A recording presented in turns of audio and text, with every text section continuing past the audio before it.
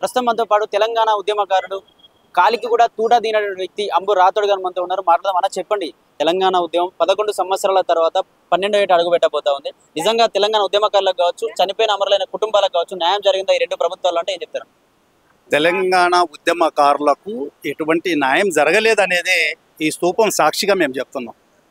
ఎందుకంటే తెలంగాణ ఉద్యమకారులు ఆ రోజు పోరాటం చేసింది ఈ కొంతమంది మీ ఆస్తులు పెంచుకోవడానికో, లేకుంటే మీ వారసత్వం ఆస్తులు పెంచుకోవడానికో, మీ పదవులు తీసుకోవడానికో కాదు. ఏం చేశారు ఆ రోజు?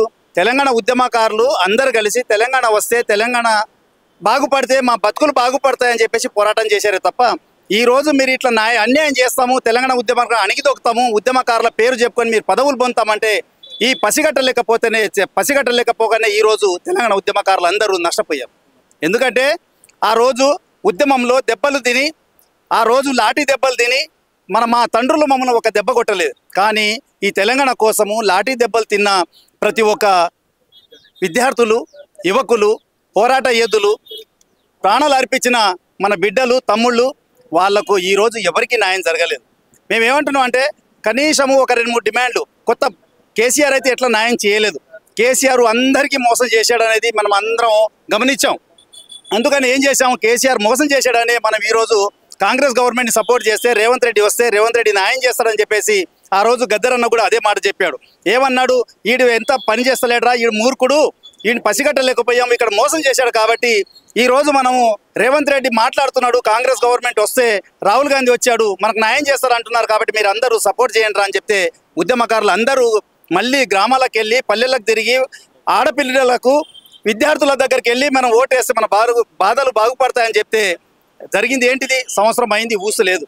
కనీసం 250 గజాలు ఉద్యమకారులకు ఇస్తామన్నారు, అది కనీసం మాట ఎత్తట్లేదు.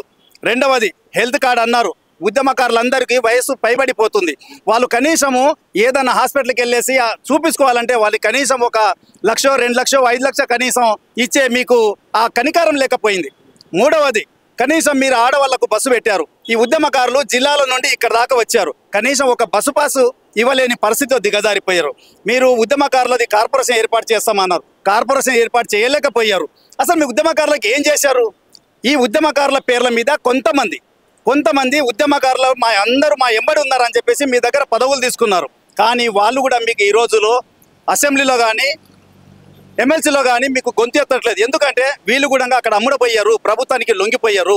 కాబట్టి ఇంకా మించిపోయింది ఏం లేదు, ఇంకా 4 సంవత్సరాలు ఉంది, మీకు పసిగడతా ఉన్నారు. రాబోయే రోజుల్లో మాత్రం మీరు ఎవరైతే ఉద్యమకారులను అడ్డం పెట్టుకొని మీరు పదవులు తీసుకున్న వాళ్ళు, కార్పొరేషన్ చైర్మన్లు తీసుకున్నారు, మీరు ఎమ్మెల్సీ తీసుకున్నారు, వీళ్ళందరికీ మేము హెచ్చరిక చేస్తున్నాం, వీళ్ళ తరపు నుంచి మీరు గొంతు ఎత్తి మాట్లాడాలి. ఎత్తలేదనుకో మీరు ప్రజల్లో తిరిగే పరిస్థితి ఉండదు, మీరు కాలు పెట్టే పరిస్థితి ఉండదు, మీకు నమస్తే పెట్టే పరిస్థితి ఉండదు, మీరు తలెత్తుకొని తిరగలేని పరిస్థితి తేవద్దని చెప్పేసి మేము హెచ్చరిస్తున్నాం.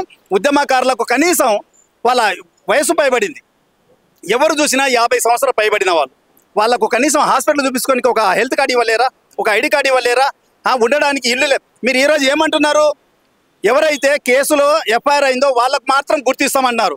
కానీ ఉద్యమంలో పోరాటం చేసి ముందల పోయి ప్రాణాలు ఇచ్చే వాళ్ళు 10 మంది ఉంటే వెనకాల పని చేసే వాళ్ళు 100 మంది ఉంటారు. వాళ్ళ దాంట్లో గుర్తించాలి. ఎవరికైతే ఇల్లు లేదో, ఎవరికైతే వచ్చి పోరాటంలో దెబ్బలు తిని వాళ్ళ జీవితం అంతా అంకితం చేసుకున్నారో వాళ్ళని గుర్తించమని చెప్తున్నాం.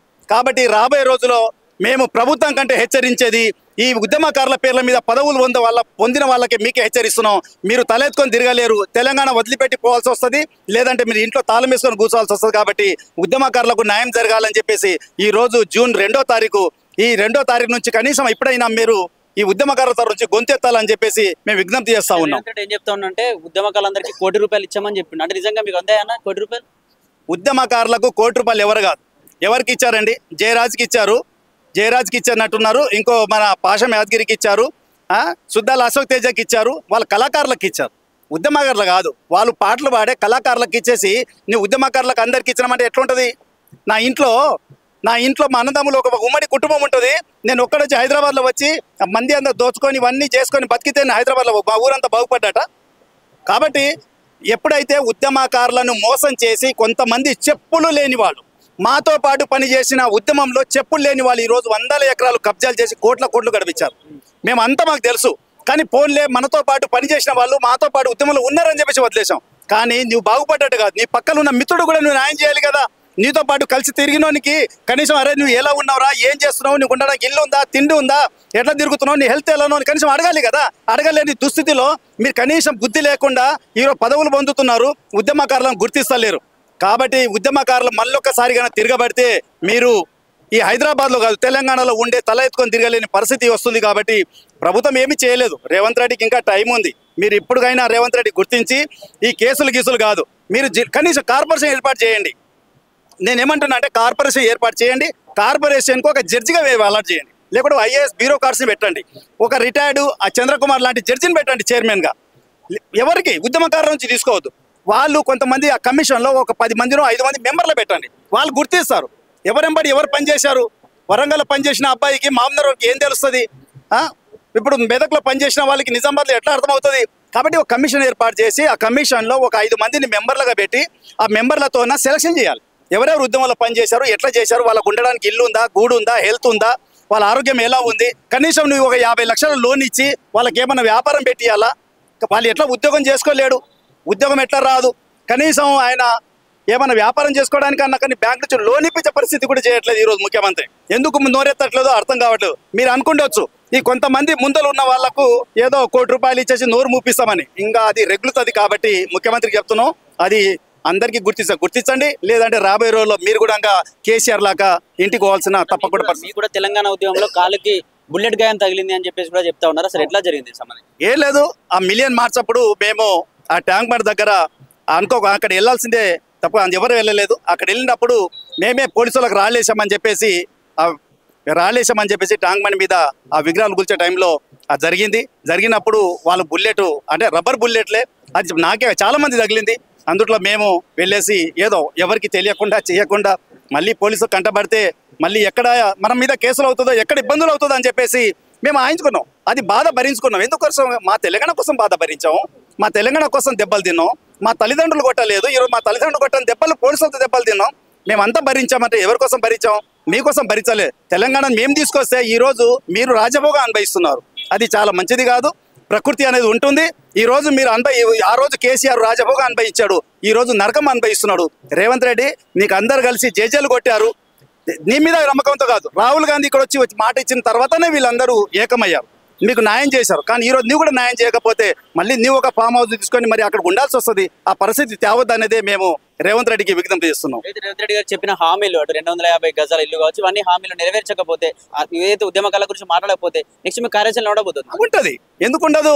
మనిషి ఎప్పుడు దెబ్బతిన పులి ఎందుకు ఉంటుంది? మా మనసులో మాకు ఉంటుంది, ఎందుకు ఉండదు? రేపు రాబోయే రోజులు ఇప్పుడు ఈ రోజు ఏం చేశాడో చూద్దాం. చేసిన తర్వాత రేపు రాబోయే రోజుల్లో రౌండ్ టేబుల్ సమావేశము 3-4 సంఘాలు పెట్టకుండా అందరు ఏకం వచ్చి ఒకటే తాటి మీదకి వచ్చి ఏం చేద్దామని చెప్తే మనతో ఉన్నది ఒకటే. ఇప్పుడు ఏం చేయలేం. పోరాటం చేయడం అంటే ఒక ఓటు ఆయుధం తప్ప మనం పోరాటం చేయలేం. కాబట్టి ఎవరిని నెక్స్ట్ ఎన్నుకోవాలి, ఎట్లా చేయాలి? రేవంత్ రెడ్డిగా నమ్మి ఉద్యమకారులను ఆదుకొని అందరికీ న్యాయం చేయగలిగితే మళ్ళీ నువ్వు కంటిన్యూ అవుతావు. నువ్వు చేయలేదు, నువ్వు మోసం చేసావంటే నువ్వు కేసీఆర్ లాగా నువ్వు ఫామ్ హౌస్ అంకితం అవుతావు. ఈరోజు కేసీఆర్ కుటుంబం సర్వనాశనం అయింది. ఉద్యమకారుల ఉసురు తగులుతుంది మంచిగా. మేము చెప్తున్నాం కదా, ఎవరిని ఉద్యమకారులను గుర్తించలేదు, ఎవరికి న్యాయం చేయలేదు. కాబట్టి ఈరోజు ఉద్యమకారులకు మేము చెప్తున్నాం, ఉద్యమకారుల ఉసురు తగులుంది. కాబట్టి ఆ పరిస్థితి మీకు రేవంత్ రెడ్డికి రావద్దని, రాబోయే రోజుల్లో మీరు కూడా మంచి పాలన చేయాలంటే ఉద్యమకారులని గుర్తించాలని మీకు విజ్ఞప్తి చేస్తున్నాం. లేని ఎడల రాబోయే రోజుల్లో అది ఏదైతే జరుగుతుందో దానికి పరిణామాలకు మీరే బాధ్యత వహించాలి, మీరే చెప్పుకోవాలి. కాబట్టి దానికి మేము బాధ్యతను కాదు.